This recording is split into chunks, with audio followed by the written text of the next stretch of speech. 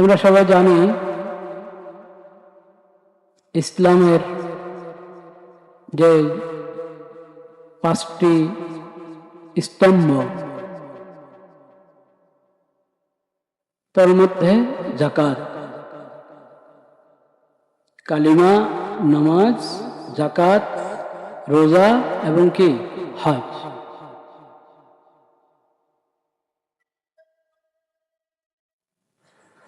সালাত যেমন ঈমানের দলিল, ইসলামের প্রতীক, যাকাতও মুমিনের ব্যক্তির ঈমানের দলিল এবং ইসলামের প্রতীক। সালাত যেমন বিশেষ ইবাদত, যাকাতও এমন বিশেষ ইবাদত। সালাত যেমন ফরজ, যাকাতও ফরজ। সালাত প্রতিদিন 5 ওয়াক্ত ফরজ, আর যাকাত হলো বছরে একবার। যাকাত বর্ষ যখন শুরু হলো, মানে বিশেষ পরিমাণ যাকাতযোগ্য সম্পদ, এটাকে বলা হয় নিসাব। নিসাব বলতে বিশেষ একটা পরিমাণ, যে সম্পদের যে পরিমাণের উপর শরীয়ত যাকাত ফরজ করেছে ওটার নামে কি নিসাব, ওই পরিমাণের নাম হলো নিসাব। তো নিসাব সর্বপ্রথম একজন ব্যক্তির কাছে যখন নিসাব পরিমাণ অর্থ জমা হলো, তখনই তার যাকাত বর্ষ শুরু হয়ে গেল, মানে বছরটা শুরু হলো। 1 বছর অতিক্রম হলে এখন যাকাত আদায় করবে।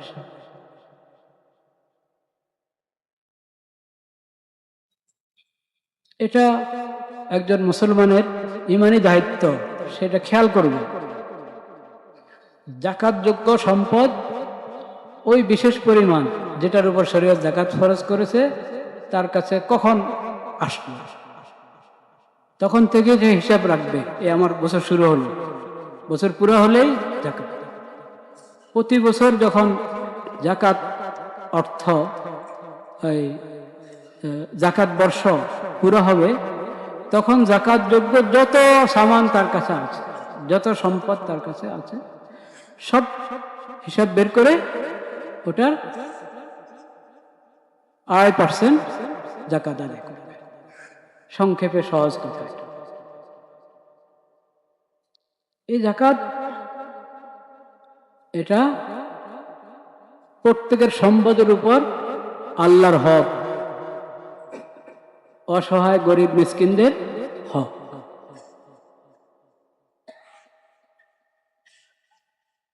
সম্পদ তো কার দান? আল্লাহর দান, আল্লাহর দান। আল্লাহ যদি এখান থেকে কিছু খরচ করতে বলেন, তো খরচ করতে বলার অধিকার আছেন আল্লাহ তাআলা? আছেন। কিন্তু সেটা কি আল্লাহ নিজের জন্য খরচ করতে বলেন? আল্লাহ নিজের ফায়দা না আমাদের ফায়দা? আমাদের ফায়দা। আমাদের দুনিয়াতেও ফায়দা, আখিরাতেও ফায়দা। দুনিয়াতে ফায়দা হলো সমাজের অর্থনীতিটা একটা ভারসাম্য রূপ ধারণ করে।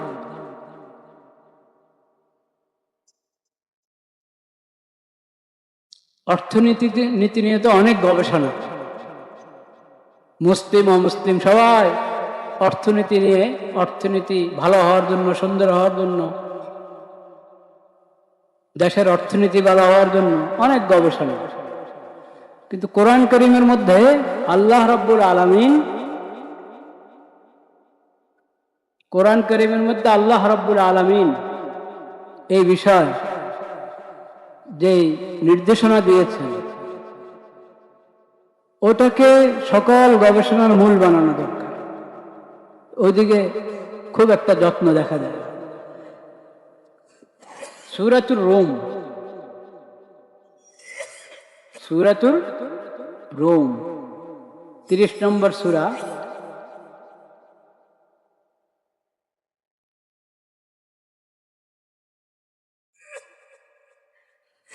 লা ইলাহা ইল্লাল্লাহ।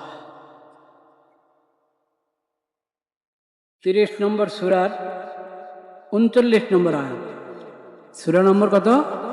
30, আয়াত নম্বর 39। ওয়ামা আতাইতুম মির রিবাল লিয়ারবুয়া ফি আমওয়ালিন নাস ফালা ইয়ারবু ইনদাল্লাহ ওয়ামা আতাইতুম মিন যাকাতিন তুরিদুনা ওয়াজহাল্লাহ ফাউলাইকা হুমুল মুযইফুন। আল্লাহ তাআলা বলছেন, অর্থ বাড়ানোর জন্য তোমরা সুদের রাস্তা অবলম্বন করো। সুদের দ্বারা তো বাড়ে না, সুদের দ্বারা বাড়ে না। আল্লাহর রাস্তায় আল্লাহকে খুশি করার জন্য যে যাকাত প্রদান করবে তোমরা, যাকাত দ্বারা সম্পদ বাড়ে। যাকাতের দ্বারা সম্পদ কি বাড়ে, আর সুদের দ্বারা কি বাড়ে না, নষ্ট হয়, সম্পদের বরকত নষ্ট হয়। ওহীর তো দরকার এই জন্য, ওহীর প্রয়োজন তো এই জন্য হাকিকতটা যাতে আমরা বুঝতে পারি। নতুবা চোখের দেখাতে যত সুদ নিতে পারো তত বাড়বে, যে সুদ নিচ্ছে তার তো বাড়ছেই, আর যে সুদ দিচ্ছে সে সুদ দিয়ে ঋণ নিতেছে, সে ঋণ দিয়ে কোনো না কোনো কাজ করছে, ব্যবসা করতেছে, বাড়তেছে। তো যে সুদ নিচ্ছে তারও বাড়ে, যে সুদ দিচ্ছে তারও বাড়ে। এটা কিসের বিচার? এই চোখের বিচার, চর্ম চোখের বিচার। হাকিকত, হাকিকত হলো সুদের দ্বারা সব নষ্ট হয়, বরবাদ হয়। বাড়ে কিসের দ্বারা? যাকাতের দ্বারা। যাকাত আদায় করো তাহলে বাড়বে, এটার নাম ঈমান। আমি বুঝতে পারছি না, যাকাত দিলে তো কমে। এত টাকা ছিল, হ্যাঁ 100 টাকা ছিল, 2.5 টাকা যাকাত দিয়েছে। 1000 টাকা ছিল, 25 টাকা যাকাত দিয়েছে, তো কমলো না? দেখা যাচ্ছে কি কমলো, সুদে বাড়ে। করজ দিয়েছে, ঋণ দিয়েছে সুদ ভিত্তিক, 1000 টাকা ঋণ দিয়েছিল, 50 টাকা, 100 টাকা, 200 টাকা সুদ। সুদ তো যার যার মতো করে। পাওয়ার সময় সে 1000 টাকা জায়গায়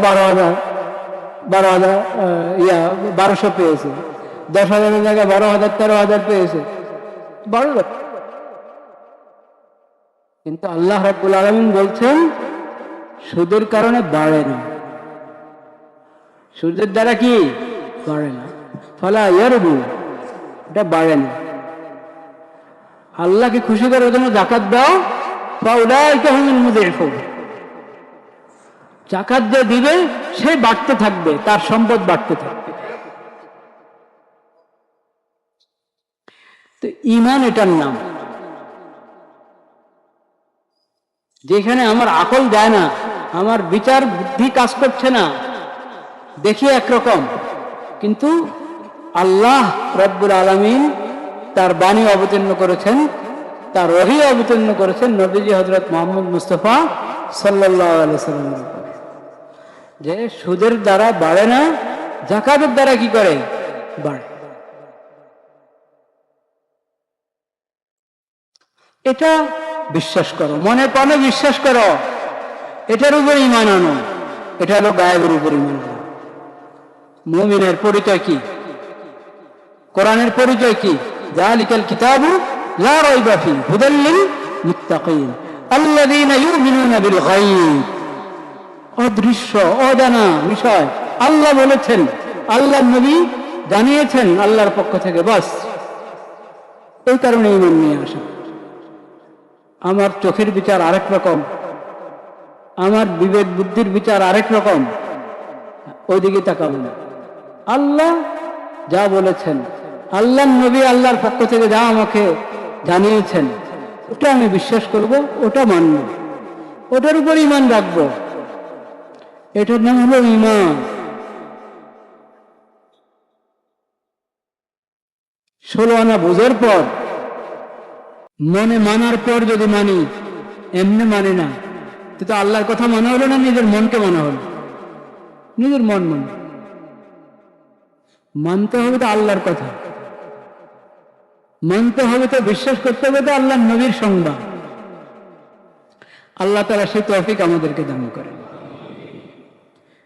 ঈমান যদি নিয়ে আসো তুমি আল্লাহর কথার উপর, আল্লাহর নবীর কথার উপর, আল্লাহর নবীর সংবাদের উপর, তো আল্লাহ তাআলা বোঝারও তৌফিক দান করবেন, স্বচক্ষে দেখিয়েও দিবেন আল্লাহ তাআলা কিভাবে সুদে সবকিছু বরবাদ হয় আর যাকাতে কিভাবে বরকত হয়, ওটা আল্লাহ দেখিয়ে দিবে। নিজের জিন্দগিতে তুমি এটার পরীক্ষা, পদে পদে পরীক্ষা করতে পারবে, দেখতে পারবে যে সুদ কিভাবে সমাজকে নষ্ট করে, অর্থনীতিকে নষ্ট করে, বিশ্বব্যাপী জাতীয়ভাবে আন্তর্জাতিকভাবে সুদ কিভাবে অর্থনীতিকে ধ্বংস করে দেয়, আর যাকাত কিভাবে অর্থনীতিকে প্রতিষ্ঠিত করে, এটা বুঝারও আল্লাহ তাআলা তৌফিক দিবেন। তবে আগে ঈমান আনো, আগে মানো, আগে আল্লাহর কথা বিশ্বাস করো, আমল করো।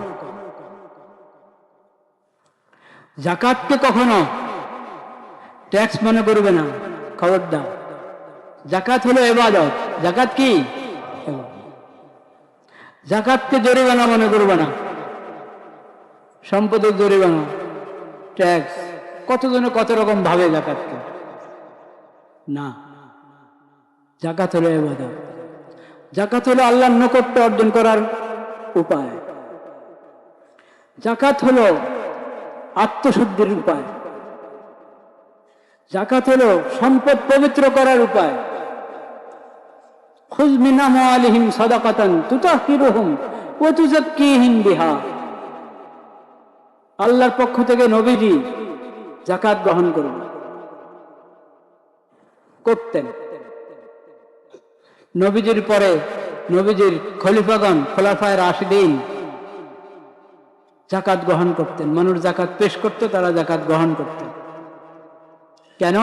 তুতাহহিরুহুম, এই যাকাতের মাধ্যমে তারা পবিত্র হবে, এই যাকাতের মাধ্যমে তারা পাক সাফ হবে, তাদের আত্মশুদ্ধি হবে, তাদের সম্পদগুলো পবিত্র হবে, তাদের দিল পবিত্র হবে, তাদের আখলাক এবং চরিত্র পবিত্র হবে।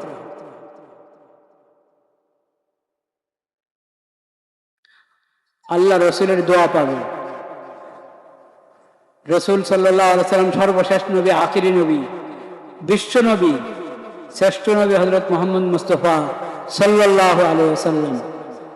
তিনি ইন্তেকাল করেছেন, দুনিয়া থেকে গিয়েছেন, কিন্তু তার রেখে যাওয়া শরীয়ত কিয়ামত পর্যন্ত আছে, তার রেখে যাওয়া হেদায়েতের কিতাব কোরআন কারীম কিয়ামত পর্যন্ত আছে, তার সিরাত, তার হাদিস এবং সুন্নাত কিয়ামত পর্যন্ত আছে।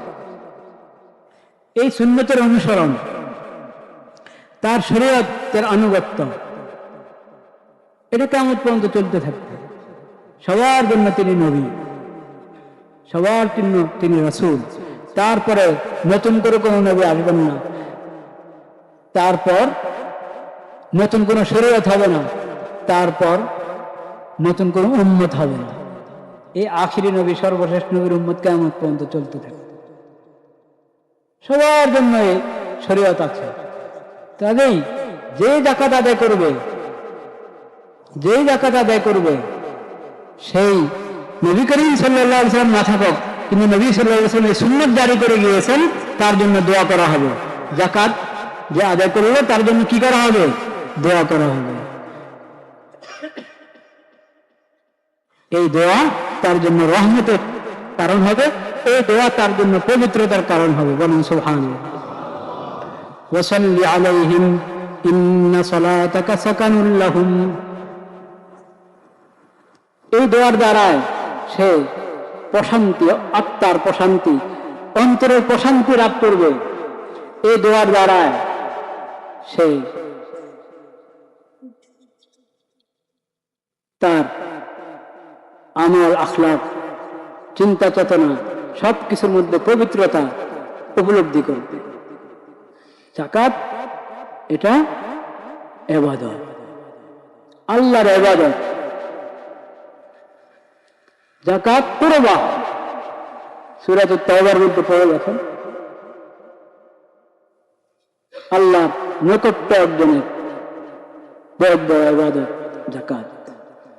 তো এই যাকাতকে ট্যাক্স মনে করে আদায় করলে এটা অন্যায়। যাকাতকে যদি সম্পদের জরিমানা মনে করেন অন্যায়। যাকাত হলো সম্পদ পবিত্র করার জন্য, যাকাত হলো আল্লাহর নৈকট্য অর্জন করার জন্য, যাকাত হলো আল্লাহর ইবাদত।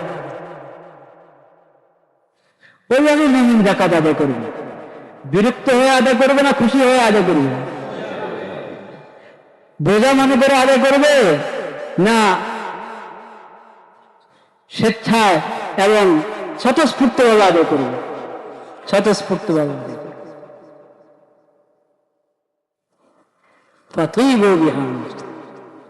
স্বতঃস্ফূর্তভাবে আদায় করবে। এবং দায়িত্ব তো হলো যারা যাকাত যারা গ্রহণ করার যোগ্য, যারা ফকির, হ্যাঁ, অসহায়, মিসকিন, যাকাতের যে খাতগুলো সেটাও কোরআনে বলা হয়েছে। আল্লাহ তৌফিক দিলে অন্য কোনো জুমায় সে আয়াতগুলো সঙ্গে আপনারা জানেন, লিল ফুকারাই ওয়াল মাসাকিন, কোরআন কারীমে সূরাতুত তাওবার মধ্যে আল্লাহ তাআলা যাকাতের খাতগুলো জানিয়ে দিয়েছে। যাকাত যোগ্য, গ্রহণ করার যোগ্য যারা, তাদের কাছে আমি নিজে পুষতে হবে বা আমার প্রতিনিধি যাবে, তাদের হাতে পেশ করি। তো আমি তো অপেক্ষা বসে থাকি, কেউ আসবে আমার কাছে, তো আমি যাকাতের অর্থ আদায় করব। এটা কি ভালো কাজ? নিজেই খোঁজ করে যাকাত জায়গায় জায়গায় পৌঁছানো দায়িত্ব। নিজেই খোঁজ করে ঠিক জায়গায় যাকাত পৌঁছানো। যারা যাকাত নেওয়ার যোগ্য, গ্রহণ করার যোগ্য, তাদের কি খুঁজে বের করবে, তাদের হাতে যাকাতের অর্থ আদায় পৌঁছাবে, এটা আমার দায়িত্ব। সেই জায়গায় আমি তো খোঁজ নিচ্ছি না, কেউ এসে উপস্থিত হলো, নিজের থাকার কথা বললো। তখন যদি আমি বিরক্ত হই, তার সাথে খারাপ ব্যবহার করি, তাহলে এটা গুনাহ হবে কি হবে না? গুনাহ হবে। হয়তো মানুষও খেয়াল করে না কোন সময় তার দেওয়া উচিত, বা আদৌ সে হয়তো বড় ঠেকা মেরে সে নিজের জরুরত কারণে নিজে পেশ করবে। ওই নিয়মের উপরে যদি অসহায় মানুষ আমল করা শুরু করে, তাহলে ধনী মানুষের খবর আছে। হ্যাঁ, যাকাত কিভাবে আদায় করবে? তখন দেখবেন যাকাত আদায় করা কত কঠিন। এসে যায় অনেকে, যে যাকাত গ্রহণ করার যোগ্য সে এসে যায়, বা তার প্রতিনিধিরা কেউ আসে, যে আমার কাছে অনেক এতিম আছে, অনেক অসহায়ের মানুষ, সাহায্য করি আমি, আমার কাছে আপনি যাকাতের অর্থ দিতে পারেন। যদি সে লোক বিশ্বস্ত হয়, সেই প্রতিষ্ঠান বিশ্বস্ত হয়, যাকাত ঠিক মতো গ্রহণ করে ঠিক জায়গায় খরচ করে, তাহলে তাদের সাথে সহযোগিতা করা এটা আপনার দায়িত্ব। তাদের সাথে খারাপ ব্যবহার করা, খারাপ আচরণ করা অন্যায়। যাকাত কখন আমার আত্মশুদ্ধি এবং আমার পরিশুদ্ধির কারণ হবে? যাকাত আল্লাহর নৈকট্যের মাধ্যম হবে কখন? যদি যাকাতের ইবাদতের যত আদব আছে, নিয়ম আছে, সে আদব এবং নিয়ম আমি পালন করি। তাহলে কি আদব? একটা আদবের কথা কোরআন থেকে শুনুন। ওয়াল্লাযীনা ইউতুনা মা আতাউ ওয়া কুলুবুহুম ওয়াজিলা, যা পেশ করছে, যাকাতের অর্থ পেশ করছে, বিনয়ের সাথে পেশ করছে, বিনয়ের সাথে। এভাবে ওই অসহায় ব্যক্তি, দরিদ্র ব্যক্তির উপর কোনো কি করছে? দয়া করছে, অনুগ্রহ করছে, তাই না? অনুগ্রহ না, যাকাত তো অনুগ্রহ না। যাকাত তো হলো তার হক তার হাতে দেওয়া, তার হক তার হাতে পৌঁছানো। ফি আমওয়ালিহিম হাক্কুন মা'লুম লিস-সাইলি ওয়াল মাহরুম। এই অর্থ তো তোমার হাতে আল্লাহর পক্ষ থেকে আমানত। আল্লাহ তোমাকে এই অর্থ তোমার হাতে দিয়ে আল্লাহ প্রতিনিধি বানিয়েছেন। এই অর্থ তুমি যাদের যাদের হক আছে অর্থের মধ্যে, তাদের কাছে পৌঁছাও কিনা, তাদের হক পৌঁছায় দিচ্ছ কিনা, আল্লাহ পরীক্ষা করতেন তোমার। এর তুমি কোনো অনুগ্রহ করছো না, দয়া করছো না, অনুগ্রহ ফলানো, হক জিতা, কি বলে, হিসান জিতানো, খোটা দেওয়া, নাউজুবিল্লাহ। খোটা দিলে যাকাতের পুরা সওয়াব বাতিল, পুরা সওয়াব বাতিল। খোটা দিলে, খোটা দেবে না, খোটা দেবে না, কষ্ট দিবে না, খারাপ আচরণ করবে না, বিনয়ের সাথে পেশ করো, আল্লাহকে হাজির নাজির মনে করে পেশ করো। এটা ভালো হতে পারত সে আমার বাবা, আমি তার বাবা, হতে পারত, হ্যাঁ, আর সে আমার বাবা, এই কথা ভালো, চিন্তা করো, আল্লাহকে হাজির নাজির মনে করো, আল্লাহর দয়া মায়ার কথা স্মরণ করো, বিনয়ের সাথে পেশ করো। তোমার দিল যাতে আল্লাহর ভয়ে প্রকম্পিত থাকে, এই ভয় থাকে যে আরে আল্লাহ কবুল করবেন তো, আল্লাহ মেহরবানি করে কবুল করবেন তো, এই অনুভূতি নিয়ে যাকাত পেশ করো। এটা হলো যাকাতের আদর।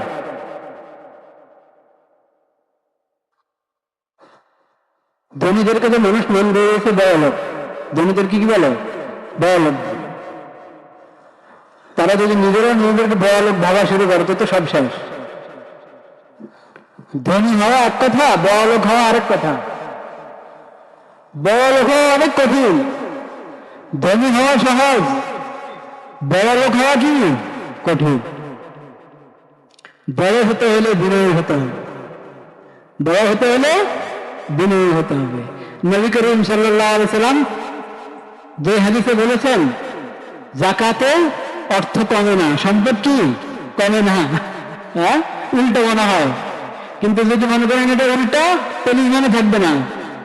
উল্টা মনে হচ্ছে আপনার কাছে, উল্টা মনে হতে পারে, কিন্তু আপনি যদি মনে করেন যে এটা কি মনে হচ্ছে আপনার কাছে, এই জন্য আপনার এটাই বলেন যে না, অর্থ তো কি কম।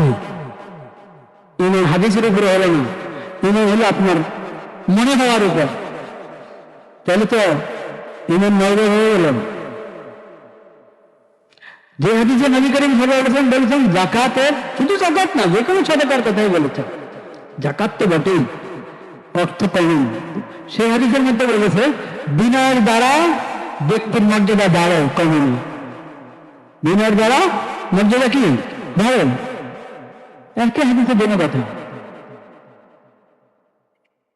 তো সম্পদ বাড়াতে দাও, যাকাত আদায় করো, দান সৎকার করো, বিশেষ করে যাকাত। যাকাত সাধারণ দান সৎকার না, যথাযথ হিসেব রাখতে হয় সম্পদের। যাকাত যোগ্য যত সম্পদ আছে, যাকাত যোগ্য সম্পদ কি কি? স্বর্ণ, রূপা, ক্যাশ টাকা এবং ব্যবসায়ী পণ্য, এসব যাকাত যোগ্য। আর সাধারণ যে পশুগুলো চড়ে চড়ে খায়, মানে আপনি নিজে ওই পশুগুলোকে ঘাস কিনে খাওয়াতে হয় না, হ্যাঁ, তাদের পশুর খাবার নিজে সংগ্রহ করে খাওয়াতে হয় না। বছরের অধিকাংশ সময় তারা চড়ে চড়ে নিজে আর খায়। এরকম ছাগল, গরু, মহিষ,